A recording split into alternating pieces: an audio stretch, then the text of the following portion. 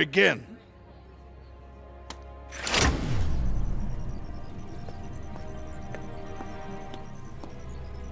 Just go slow, little buddy. You'll be fine.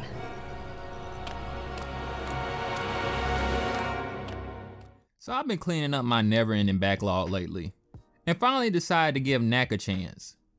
Remember, Knack was the new IP that pushed the PS4. It actually was the first PS4 game that I had ever played. I remember being at Target, seeing the demo, and playing it. And after a few minutes I said, yep, I'm buying a Wii U instead. Finally, after a few years of owning my own PS4, I bought Knack on digital sale. I tried it out for a bit, but I was getting my butt handed to me left and right. Then I ran into a boss fight with big frame rate dips. I haven't seen frame rate this low in years. And after that, I decided to just put the game down. I completely wrote it off as a misstep by Sony and a game that really is a waste of time. But me being stubborn, I decided to give the game another chance, as I kind of wasn't being that fair about it to begin with. After all, to put a game down for a few frame rate dips after a few hours when I sit here and play Bethesda games, that's pretty petty. So after beating that, I can finally say that Knack is kinda, well, it's kinda complicated. Let's start with the graphics and the story first. Knack is a pretty nice looking game. Now to be clear, I'm playing on PS5, which slightly enhances Knack's graphics and gives it a constant 60 FPS. It's important I mention this because if you're still on PS4 and you're playing this game, you may not see what I see. The characters overall kinda look like a DreamWorks movie, not so much Pixar. And the story, although it is, you know, it's decent, it's a good little story. It kind of reminds me of those 3D animated Cartoon Network movies. You know, the ones that kind of air during Halloween. They're not all that good and they're kind of creepy looking. That's kind of the type of plot we got going on here. The story is very simple. So simple, it's kind of hard not to spoil it, but I'll give it a try. Basically, in this world, the humans and the goblins are at war. In order to combat the goblins, a team of Ryder, an explorer, Victor, a billionaire, and his ninja girlfriend Katrina, followed by the main character, Dr. Vargas, and his creation Knack. This team is supposed to be set up in order to stop the goblins at war. Now, Knack is a golem made of relics. These relics throughout the world power their different forms of technology. Without giving the game a full play-by-play of events, let's just say you'll have everything you ever think of in a children's movie. Mystery, action, one-liners, a little bit of romance. You know, everything you'll find in Shrek. The game even ends with How Do You Like Me Now, which is a very popular song played in these type of, you know, movies or stories for kids. Overall, I gotta say the story was entertaining. But again, you're not gonna be moved by it or anything. It was just a fun ride, you know, something that kids will definitely enjoy. And if you're a kid at heart, you will enjoy this story too, but it's not gonna blow your mind or anything. Anything that was briefly shocking about the story or something that I thought might have been like a, wow, I can't believe they did this, they quickly reversed it. It didn't really hold any weight, you know, kid stuff. And another part of the story that, you know, they really didn't have to do, they really lead you in to let you know what's gonna happen next. Like, it's not even a mystery or anything. They just kind of tell you ahead of time, hey, this is gonna be the next plot point. I don't know why they didn't have to really do that. They could have left some kind of mystery in there when it comes to what's gonna happen next. Now let's go ahead and get to gameplay, which is very interesting to say the least. Despite this being one of the showcase games for PS4, it's actually more in line with a PlayStation 1 game. Like seriously, this is some old school 3D gameplay design. And if it wasn't for the dodge mechanic, you technically could play this game with an original PlayStation 1 controller. And when I say original, I'm talking about the one with no analog sticks. There isn't even any camera controls in this game. So what is Knack? It's a third-person action platformer with a more focus on the combat than the platforming. Now combat is simple. You can punch, which leads into maybe a 3 to 4 hit combo. You can dodge with the analog stick, and you can use super moves. There is a air move you could pull off too, but it's very situational and something that's very risky to use. Now when it comes to the super moves, you got a few of them. First, you have a ground pound that has an area effect and destroys everything around it.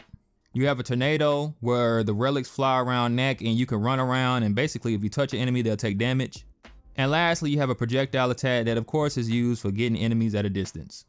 You can only use these super moves if you have enough sunstone meter built up.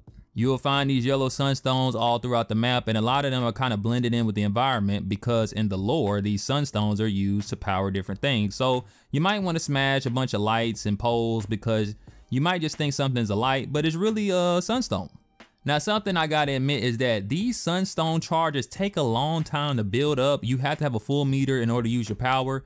And during late game, you will actually have more usage of your power, but that's for a whole nother thing that I'll get to in a minute.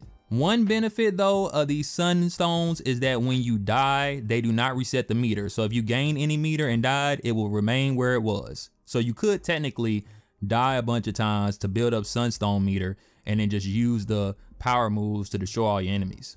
Now remember I said I was getting my butt handed to me when I first played Knack? Well, that's because it's a very challenging game. I played the game on normal and I died quite a bit, and that's because of the enemy patterns.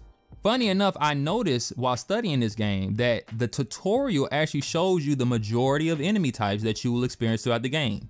The way you master Knack is by paying attention to enemy movements and not rushing in just trying to attack whatever enemy is right next to you. Every bad guy has an opening, and this could be tricky to determine depending upon the enemy you're facing. You have enemies that will charge at you, and of course, as soon as the charge is over, they'll be open for attack. But then you have other enemies that will shoot 2 projectiles at you in a certain time period. You need to wait for both rounds of shots to go off before attacking, because if you try to attack in between the rounds, you're more than likely going to get hit. One of my favorite enemies is this sword swinging goblin. See, he's pretty tricky because he attacks you 2 times, and then if you try to attack him, he'll automatically dodge roll away. So I was sitting there wondering, where is my opening for attack? And it's actually pretty clever.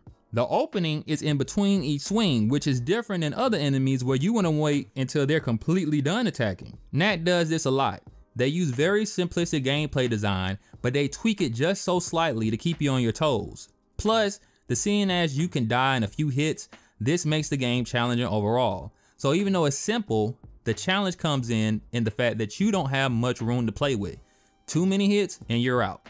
This gameplay design can be very frustrating, especially to new age gamers, where attacks are very timed and enemies are very easy to read. These enemies are easy to read if you have old school gamer knowledge, but new age gamers which are used to a certain way games play today, you're not going to be used to this. So I advise you when you come into this game to just give it a chance. Study the enemies and learn when and when not to attack, and I promise you, you will enjoy this game.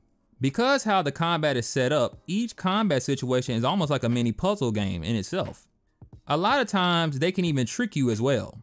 Like I mentioned before, you'll come into an arena and you'll see certain enemies lined up. This is where the game gets really clever because you'll see enemies right next to you and you'll think, obviously I should attack him first, he's the closest to me. But actually there's an enemy in the distance that could do more damage and attack more frequently. So you might want to ignore the enemy in front of you to deal with the more problematic enemy and then come back to the other enemy that you just left. All of this equals to a very challenging game. Knack may seem simple on the surface, but it's very complex and actually something that I felt stimulated by, and typically Sony games do not do that for me. Now I will say there is a con with the gameplay, and that kind of deals with the camera. Now there is one big flaw with the gameplay, and that deals with its camera. You see, one of the things that Knack will do throughout the game is get very big. I'm talking about gigantic. And that's pretty cool and all, but the problem is the camera. It's right behind Knack a lot of the times. There are a few times where the camera will be so far behind Knack and you can't see anything but Knack fill up your screen, you're gonna take damage. And of course, it's self-explanatory why this is a flaw. Now, another interesting part of Knack's gameplay are the inventions you can find. Throughout each level, there are secret rooms that you can find with chests with pieces that unlock a different device. They all do different things, and I only unlocked the combo meter and the device that allows me to collect sunstones as I defeat enemies. This is why I was able in the late game to do more of my super moves, because I was having more sunstone charges than normal.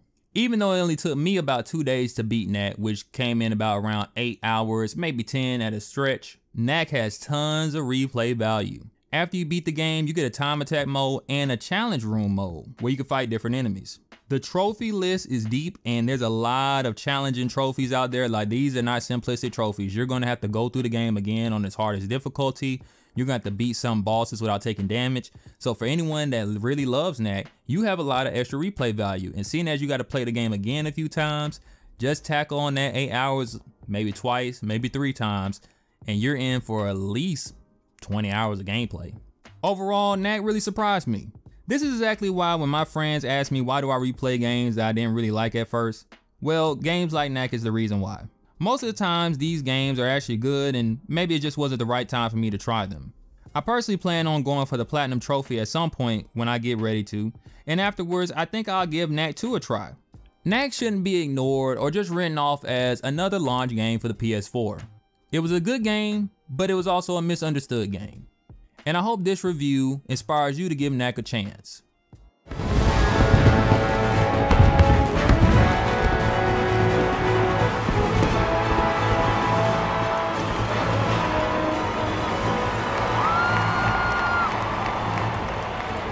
Come on, Lucas. Join us.